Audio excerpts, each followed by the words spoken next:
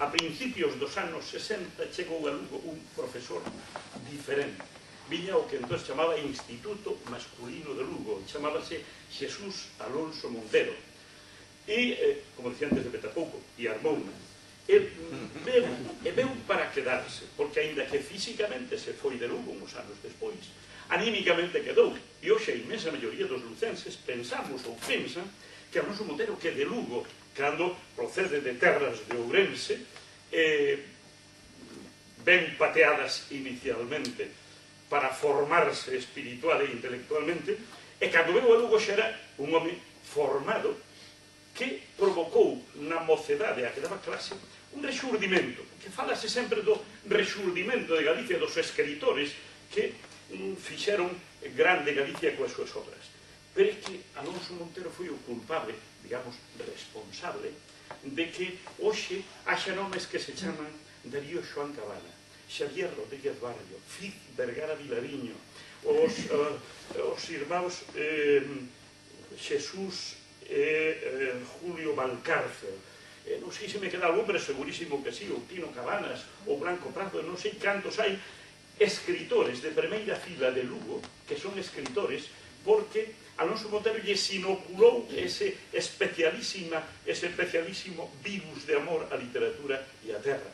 Solo por eso, lóxicamente, debería estar aquí hoxe por ser amigo de Manolo, por prologarlle obras, por ter relación con ele, e ademais é que representa o presidente da Real Academia Galega, que é a institución que máis nos enche o corazón por tradición e por simbología, por significado. Xesús Alonso Montero. Señor presidente.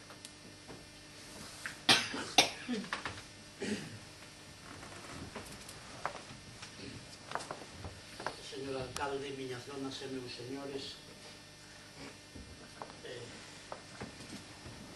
estou en primeiro lugar encantado en vir a Paradela. En segundo lugar, estaba con mala conciencia porque nas outras edicións, aínda que nalgúna colaborara enviando algún pequeno escrito, físicamente nunca viñera a ninguna das edicións precedentes desta homenaxe que vostedes, a xente de Paradela, o seu alcalde en cabeza, lle tributan todos os anos a Manolo Rodríguez López. Vamos chamarlle familiarmente Manolo.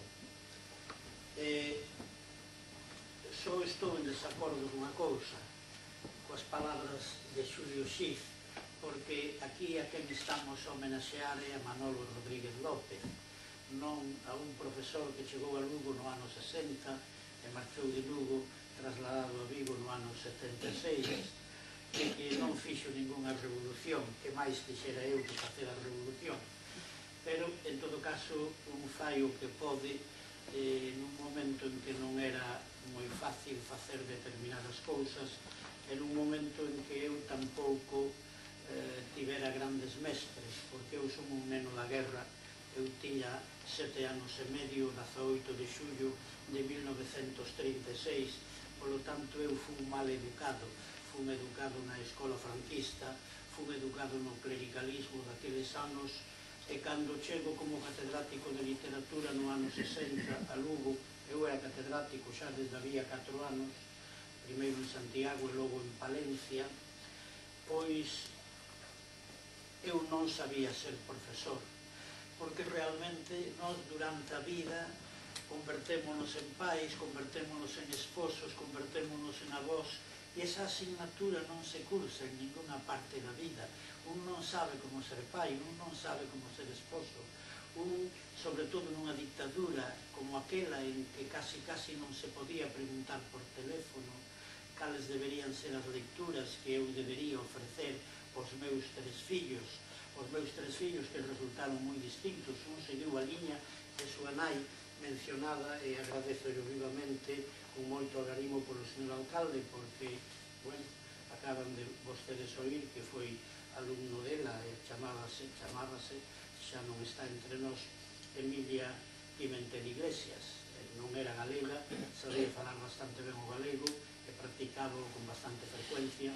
Non era galega, era madrileña, ali a coñecín eu porque eu estudei como ela na Universidade de Madrid do ano 48 ou 53, xa choveu.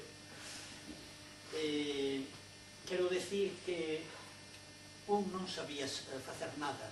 Eu tampouco sabía ser profesor. Agora que teño bastantes anos, máis de 40, e que con frecuencia ás noites, cando non durmo, trato de examinar a miña vida, porque algunhas veces penso escribir algúns capítulos da miña biografía, outras veces non estou tan animado. En todo caso, sempre chego á conclusión de que é probable que eu algo fixera, pero moi probablemente moito menos do que, por exemplo, Xulio Xiz me acaba de atribuir hai 2 ou 3 minutos. Primeiro porque un ten unha capacidade limitada, e segundo porque aquel era un tempo moi duro.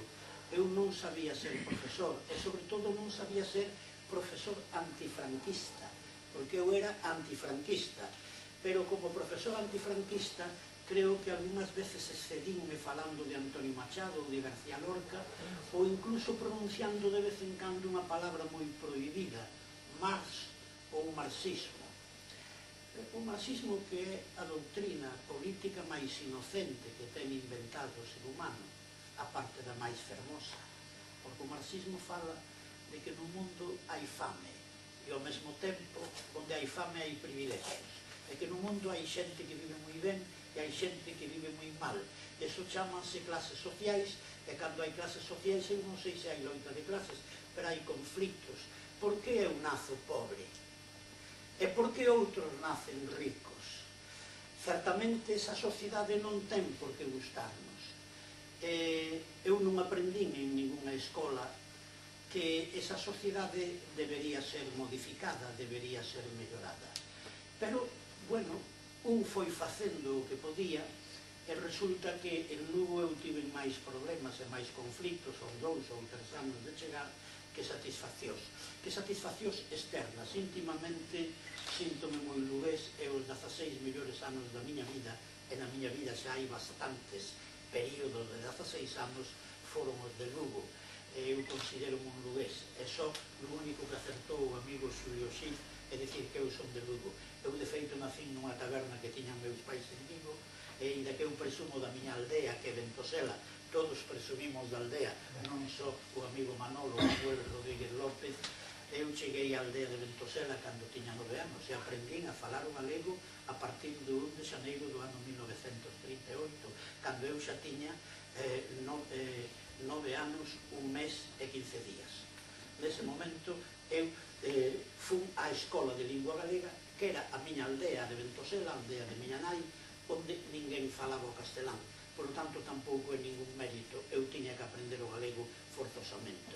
E o que aprendín forzosamente para comunicarme como era axeitado cos meus amigos, logo foi para min un gusto, foi para min un placer, foi para min unha defensa, foi para min unha reivindicación. Como foi para un rapaz do que quizáis teñan oído falar esta noite alguna vez, que se chamaba Manolo, e que se apelidaba Rodríguez López, e que da man de súa nai emigra desde a aldea de Randulfe no ano 1941, cando el tiña 7 anos ou aínda non cumprira 7 anos, a unha urbe extraordinariamente industrial, extraordinariamente comercial, e unha urbe asombrosamente distinta a ese mundo, a ese universo que el deixaba na aldea. E ali está Manolo Rodríguez López.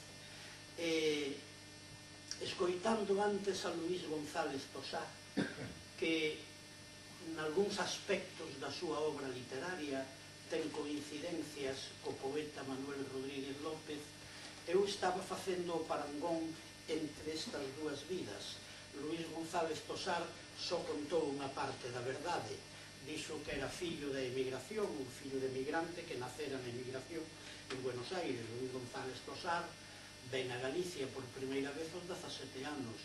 E o que vou dicir aquí non debería dicilo estando el, porque é unha gabanza tan extraordinaria, que son as gabanzas que só se deben dicir aos mortos. Pero bueno, isto alguén a dirá de Luís González Tosar dentro de 70 ou 80 anos, pero eu voume ir adiantando.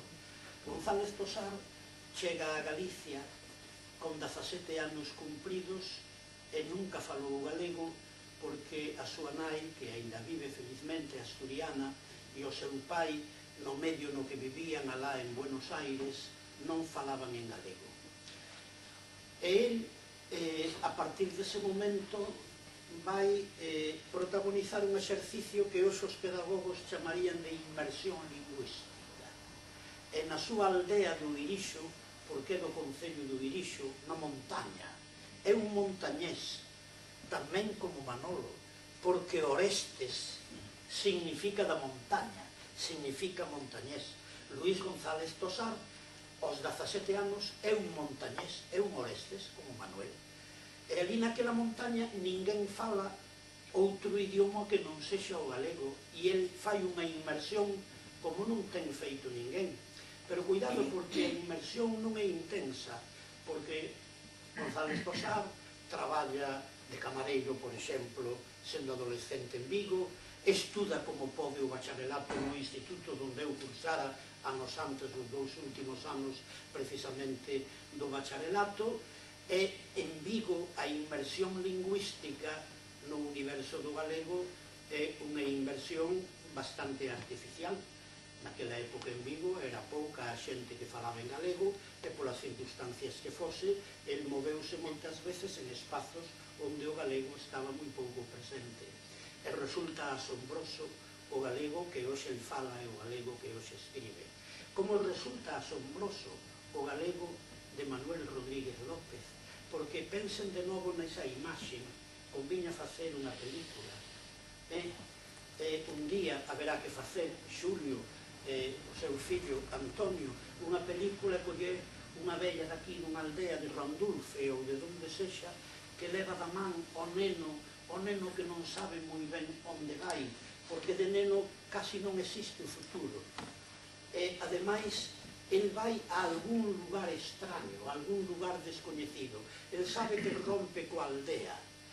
E aínda non sabe que vai romper coa súa fala, que vai romper coa súa familia, que vai romper con seus amigos. Xa non vai subir as verdeiras, xa non vai subir a figueira a roubarlle os figos aos curas. Que rapaz non lle roubou os figos da figueira do señor cura? Eu fíxeno de novo, cando aínda non era anticlerical. Fíxeno polo placer de coller os figos e tamén polo placer de roubarlle os figos a quen era unha autoridade, a autoridade máis poderosa e a veces máis perigosa que había na parroquia. Con eso, medio sin sabelo, está rompendo Manolo e chega a Barcelona, onde oe dúas lenguas distintas. Onde oe dúas lenguas distintas e resulta que aquí tamén as oía, porque se cadra entre os señoritos de Paradela, máis ou menos falabas o castelán, pero a xente que non era señorita, que era humilde, falaba o galego. E en Barcelona atópase que máis ben a xente señorita non fala o castelán, fala o catalán, e a xente humilde como súa nai e como a él fala o castelán, xa que ali é impracticable o idioma galego. Todo isto nun espírito sensible, nun espírito inteligente, inteligencia e sensibilidade que demostraría poucos anos despois Manolo Rodríguez López, tiña que facer un impacto e tiña que estar constituindo xa a súa personalidade. Así é como eu quixera empezar a biografía de Manuel Rodríguez López, que é para filmar. Unha das grandezas do escritor, sobre todo do poeta en galego Manuel Rodríguez López, está no idioma. Está no idioma que el non esqueceu, pero non o esqueceu porque non quixo esquecelo. E as veces que ocasionalmente ou non viñan a Paradela nas vacacións ou con calquera outro motivo, eu creo que el facía un exercicio de reinmersión no universo lingüístico do galego e só así se explica que mantivese o galego co que logo nos deleitou en todos os libros en verso que publicou ao longo da súa corta vida. Pero eu quería empezar por outro lado, o que pasa que tamén teño que ser un pouco consecuencia do que dixeron as persoas que me precederon no uso da palabra. Eu quería empezar dicíndolles que eu non veño aquí nin como catedrático xubilado da Universidade de Santiago, nin como académico da Real Academia Galega, nin como presidente desta institución non veño aquí a honrar a Manuel Rodríguez López, eu son honrado polo feito de vir aquí. É Manuel Rodríguez López quen me honra a min. E todo o que dixen ao principio de que tiña mala conciencia de non ter vido noutras ocasións é rigurosamente certo.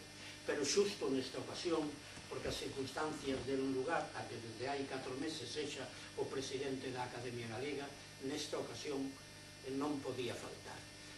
Na medida en que a presidencia da Academia Galega ostente a eu, ostente a quen a ostente, desde Manuel Murguía, o primeiro, o meu predecesor, o escritor Méndez Ferrín, a presidencia da Academia Galega tiña que estar aquí. E tiña que estar aquí porque, sendo certo que Rodríguez López é un escritor recoñecido, especialmente na súa comarca, tamén é certo que noutros ámbitos o recoñecemento é menor ou é aínda insuficiente. E na medida en que institucións como a que eu agora, aínda que non quixese, represento, estean presentes en manifestacións literarias deste tipo, nos estamos facendo para que neses ámbitos que ata hoxe facían un recoñecemento mínimo ou escaso da valía literaria do noso escritor, a partir de agora ese recoñecemento sexa mellor. Pero aquí, repito, o honrado son eu. O señor alcalde dixo unhas palabras as que eu tamén teño que contestar, e teño que contestar co agarimo que exixen as súas propias palabras. O señor alcalde sería un mal alcalde, e sei que non é así. Sería un mal alcalde se non puxese da súa parte todo o que el poida poñer como presidente do Concello, para que algún día, o ano que ven, dentro de 2, dentro de 3, ou cando sexa, a Real Academia Galega dedica o Día das Letras Galegas a Manuel Rodríguez López. E aproveitou a ocasión que estaba o presidente á súa esquerda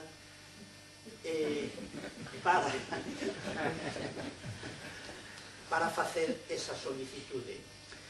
Eu sairía daqui con moi mala opinión do señor alcalde se non fixese esa petición, pero tamén teño a obriga de facer unha pequena consideración sobre a solicitude que el formalmente formulou aquí. E é que o presidente, que son eu, ten un voto. Teóricamente, os académicos numerarios que deciden quen vai ser o protagonista do próximo 17 de maio son 30 persoas. Unha delas o presidente. Eu non teño máis que un voto. É certo que eu tamén tomo café cos académicos, e uns son máis amigos de uns amigos, e nunha conversa de café podemos cambiar impresións e decir quizáis o home adecuado neste ano, nesta situación, é este poeta, este filólogo, este escritor, este historiador, este periodista. Evidentemente, ese tipo de conversas e, por lo tanto, de influencias existen. Pero eu non teño máis que un voto. Como lle decía tamén a Xulio Xiz, porque tivo tamén a amabilidade de irme a buscar a Coruña hoxe ás 5:30 da tarde, o que proba os grandes amigos que deixou Manolo. Manolo, o poeta, pero sobre todo, neste caso, Manolo, o ser humano. O ser humano o que tantas e tantas persoas, entre elas Xulio, nunca van a esquecer. E como tivemos ocasión de falar aproximadamente hora e media, tamén abordamos este tema. E eu decíalle, o que agora tamén lle quero trasladar ao señor alcalde, de que sería el un mal alcalde e o seu concello un mal concello, e vostedes, ruíns veciños, se non presionasen a academia ou a quen fose, se non creasen opinión na prensa, na radio, na televisión, porque na medida en que se crea opinión, os propios académicos, o día que teñan que decidir sobre a próxima personalidade do Día das Letras Galegas, terán moi en conta esa presión.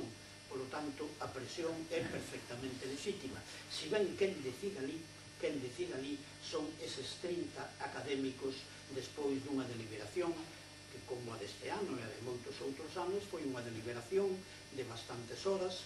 Estaban en litixio nesta ocasión 4 grandes personalidades das letras, ademais de Díaz Castro, outro lugués, fiz bregar a Vilariño, que foi alumno meu, e que citou antes Xulio Xil. Por lo tanto, señor alcalde, doulle a noraboa, porque vostede é un defensor dos intereses do seu concello, e senón non sería un bo alcalde, e como eu sei que é un bo alcalde, usted está funcionando como un gran alcalde.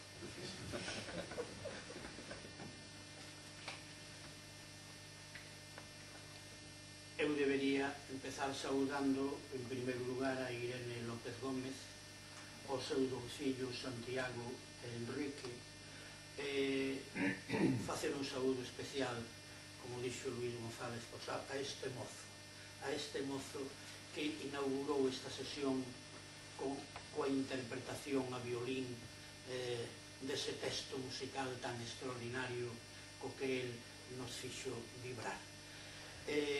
Claro que paga a pena pasar polo mundo para deixar unha semente en primeira instancia nos fillos e en segunda instancia nos netos, como neste caso nos tivemos ocasión de comprobar. Como me toca falar ao final, non vou decir nada novo, como vostedes están vendo, porque persoas que saben moito de Rodríguez López, persoas que queren moito a Rodríguez López, persoas que leron e que len con devoción a Rodríguez López, xa falaron. Por lo tanto, a min queda unha parte sumamente difícil, porque é sumamente difícil decir algo que non teñan dito eles dunha maneira moito mellor. Pero tamén é certo que eu teño unha certa vantaxa, que en algún caso, como fago coas palabras do señor alcalde, ou como fixen con algunhas das palabras do poeta Luís González Tosar, pois poida ter en conta algúns dos parlamentos escoitados para facer algunha observación desde o meu punto de vista. E cando falaba da semente, e referíame sobre todo á semente en terceira instancia, xa os netos, Carlos, o músico, o violinista, quedei verdadeiramente deleitoso, esta é a expresión, cando na alocución do seu fillo Santiago, eminente profesor en Bristol, Inglaterra, nunha secuencia utilizou magistralmente ben o infinitivo conxugado reunírmonos. Isto é para nota. Sí, isto é para nota. Isto é para sobresaliente cum laude. Un home que ven de Inglaterra, un home que non fala todos os días cos veciños de Paradela e que fala tan ben como falaban hai 50 anos, hai 60, hai 70, cando Manolo aprendeu o galego, as vellas e os vellos da localidade, reunírmonos. Porque voulles decir, eu xubileime como catedrático de literatura galega, teño escrito bastantes libros, non en galego, sino en galego para explicar como se debe aprender o galego. Entre eles un libro do ano 68 titulado O galego na escola. Pois eu, que empecé a falar o galego aos 9 anos, eu non cheguei a falar nunca con infinitivo conxugado. Eu, cando falo con infinitivo conxugado, teño que pensar. E para lucirme, utilizo o infinitivo conxugado, non me saio. A miña irmá, a Sara, que non sabe o que é o infinitivo conxugado porque non estudou nin na universidade, nin no instituto, eu dicíalle hai anos, Sara, que ben usas o infinitivo conxugado, e iso que é? E logo eu trataba de explicarlo, pois eu que sei moi ben, creo, o que é o infinitivo conxugado, non falaba naturalmente, de seu, de meu, co infinitivo conxugado. E este inglés, Santiago Rodríguez, ven darnos clase non do inglés de Shakespeare, sino do mellor galego de Paradela. Había que nomealo, eu vou ver se algún día teño ocasión de ver ao secretario de Política Lingüística, que non sei se veo hoxe e tal, e hai que darlle unha condecoración ou algo, porque non é só o noso embaixador, é que é o defensor do infinitivo conxugado en Bristol.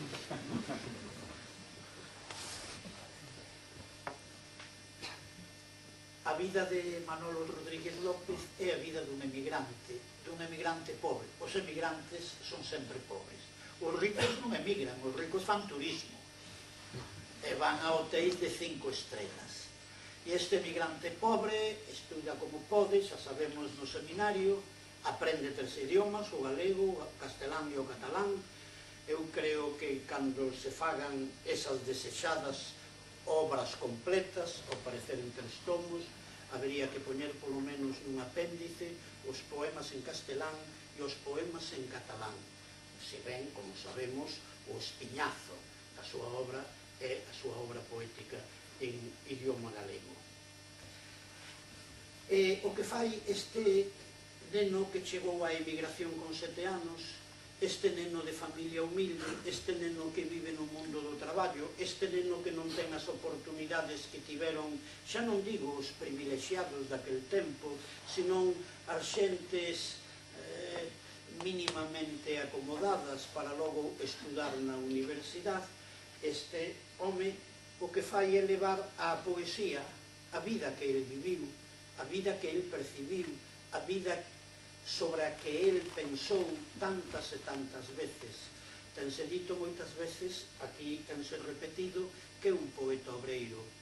E está ben insistir nese sintagma, poeta obreiro, pero tamén, cando se insista, hai que ter a precaución de facer ver algún tipo de xente que o de obreiro non descalifica ao poeta, porque igual que hai poetas amorosos, igual que hai poetas religiosos, igual que hai poetas paisaxísticos, porque non vai haber un poeta obreiro, un poeta que converte en poesía o mundo laboral, o mundo do traballo, o mundo do sofrimento dos traballadores e a súa propia explotación.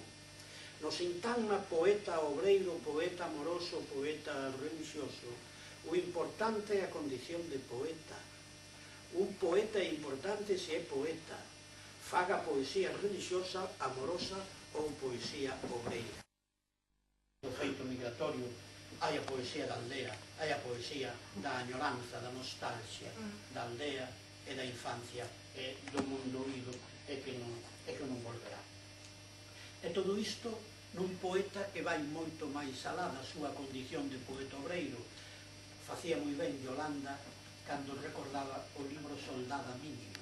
Soldada Mínima ten xa un título magistral, Soldada Mínima. E non fai falta ler os poemas que veñan a continuación, porque conhecendo un pouco a musa de Manuel Rodríguez López, lendo con atención ese título Soldada Mínima, non é difícil supoñer o que os poemas que virán despois nos van comunicar. Tense dito moitas veces, e con razón, que Manolo foi o embaixador da cultura galega, das letras galegas en Cataluña, concretamente en Barcelona. Foi no tamén Basilio Losada, foi no tamén un gran amigo meu, Moncho Ramos, profesor xubilado de Socioloxía hai poucos anos, cada un na súa área, cada un na súa dimensión ou na súa faceta. Pero aquí eu quero engadir algo que ten que ver coa miña relación persoal. Aínda que poucas veces atopámonos en Lugo, casi sempre na librería Celta, que xa non existe, que é a librería imprenta e editorial, é onde ele publicou algún libro, é onde eu dirixín algunha colección literaria nos meus 16 anos de Lugo. Eu quedaba realmente abrallado, oindo a Manolo, a quen lle tiraba da lingua como podía, para que me comunicase novas de Barcelona, novas da cultura catalana, novas da presenza dos galegos, fosen ou non do mundo da cultura en Barcelona, etc. Por lo tanto, era o embaixador de Barcelona para mí, aparte de que, cando estaba lá, era o embaixador das letras galegas que representaba a Galicia. Foi un escritor polifacético, parece que non foi máis que poeta polo que se ten dito aquí, sobre todo polo que teño dito eu, pero ademais do poeta, vostedes saben que foi un cronista, vostedes saben que foi un articulista, e vostedes saben que foi un traductor. E quizáis a faceta de traductor sexa a que ten sido menos mencionada ou menos gamada, e eu estou mínimamente satisfeito dun traballiño que mandei para a edición de 14 do certame literario de Paradela, en que en 3 ou en 4 páxinas trato de explicar aos lectores que foi un gran traductor, o traductor do catalán ao galego, dun título magistral da literatura catalana, que é La Atlántida de Verdaguer. Verdaguer, que era sacerdote, como saben, foi un gran poeta épico en La Atlántida, e lírico, doutros libros como Idilios e Cantos Místicos, e asombrosamente unha obra tan representativa como La Atlántida non fora traducida ao galego cando, pouco despois de publicarse en Barcelona, antes de finalizar o século XIX, traduciuse ao castelán, traduciuse ao sueco, traduciuse ao italiano, traduciuse ao francés e traduciuse a outros idiomas. É verdadeiramente asombroso, e ese é un ben que lle deben as letras galegas a Manolo Rodríguez López.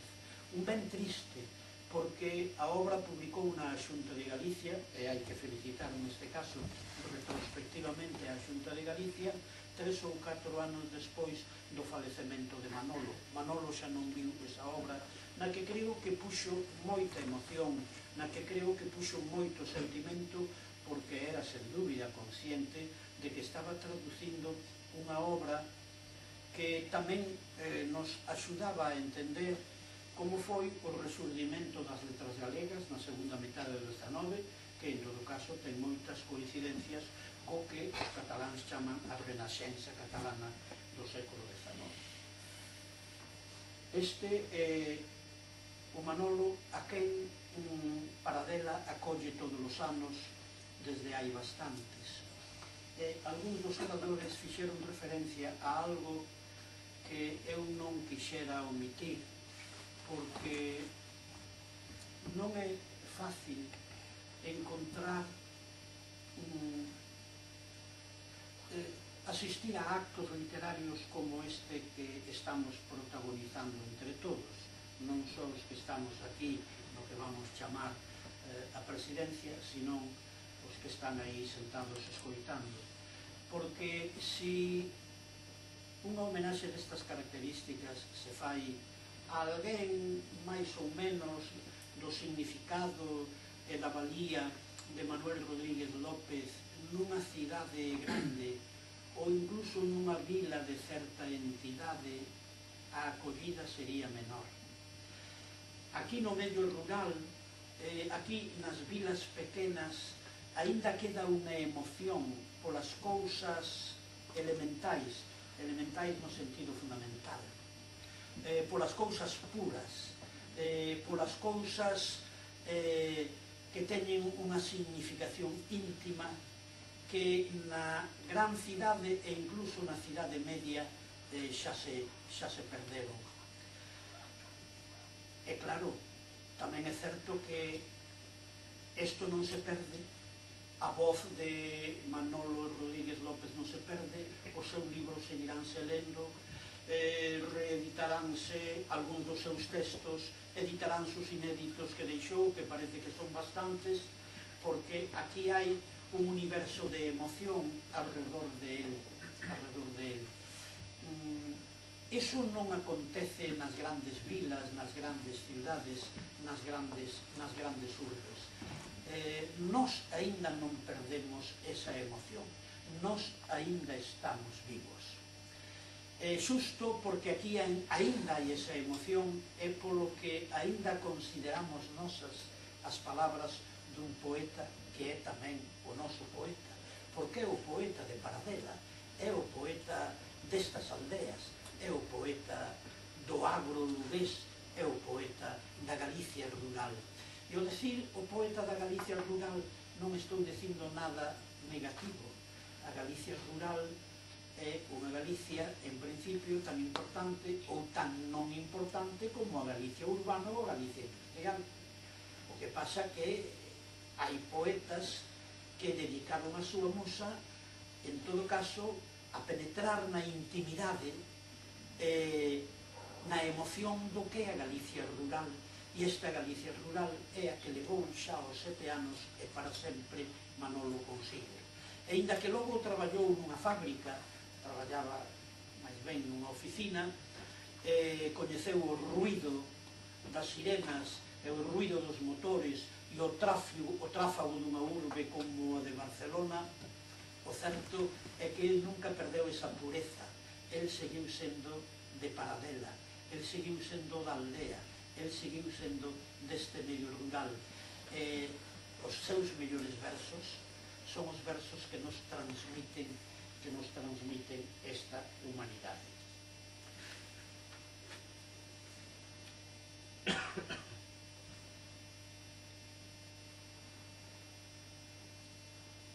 Eu, para terminar, diría que Manuel Rodríguez López é un escritor que non morrerá mentres haxa sensibilidade. Naturalmente, si a partir de agora os seres humanos que habiten por estas contornas non ven máis que a Belén Esteban, que, por certo, felizmente leva desaparecida 4 meses. Non ven máis que Telecinco, e non ven máis que os espectáculos denigrantes do 90% das televisións que temos que padecer. Si mentres quede un pouquiño de sentido espiritual, mentres quede unha emoción, mentres quede un sentido da xustiza tan evidente nos mellores versos de Manuel Rodríguez López, nós non podemos prescindir desa lectura porque será un alimento. As palabras de poetas como Manuel Rodríguez López terman do mundo. O mundo irías abaixo se non houvese palabras como as que el tivo que inventar para escribir os seus poemas. De feito, aínda que moitas veces pensamos que o noso pan, o noso porvir, o noso soldo, o noso emprego, o noso traballo está nas mans do presidente do goberno, do rei ou do presidente da república, ali onde teñan esta sorte, ou nas mans do ministro da Facenda. Non, ás veces, quizáis o noso pan, un pouquiño de felicidade está nas mans dos poetas. Nas mans dos poetas, que son os que encontran as palabras para ir dereitiños pola vida. Porque existen poetas como Manuel Rodríguez López. Aínda en Galicia, a palabra Galicia rima con xusticia. O día que desaparezan poetas, escritores, oradores, profesores como Manuel Rodríguez López, entón Galicia rimará con injusticia. Pero Manuel Rodríguez López deixounos unha obra no sentido que nos estimamos e no sentido que nos vamos defender para sempre. Ter un poeta como Manuel Rodríguez López, un poeta que ademais foi prosista, un poeta que foi periodista, un poeta que foi traductor, un poeta que foi conferenciante, é un poeta que en todo caso nin tivo carreira universitaria, nin tivo os apoios administrativos ou intelectuais que as persoas necesitan moito antes, ás veces, de chegar á idade da mocidade. Ter un poeta como Manuel Rodríguez López é unha fartura, é unha riqueza. É que haxa un concello, señor alcalde, aparentemente humilde, pero grande, porque hoxe a capital da poesía galega está aquí, no seu concello. E quizáis está aquí a capital da poesía do mundo hoxe. Eu sei que hai grandes poetas polo mundo, pero un poeta tan entrañable, un poeta tan enraizado nesta terra, un poeta que viviu, en definitiva, con tantas estreituras nun tempo fundamentalmente menesteroso como Manuel Rodríguez López, non hai moitos. E aquí o temos, está no seu concello. E no seu concello, onde xa van na edición número 18, que isto creo que é insólito dentro dos 300 e pico de concellos de Galicia. Vostedes tamén aman ao seu poeta, e Manuel Rodríguez López é un poeta que ten que ser amado. E Manuel Rodríguez López, que tamén foi un poeta social, que tamén foi un poeta civil, é un poeta que está traballando por todos nós, tamén polos fillos e polos netos e polos bisnetos nosos, porque si leemos con atención a espada moral dos seus versos, decatámonos que as súas palabras son palabras para Galicia que riman con xusticia.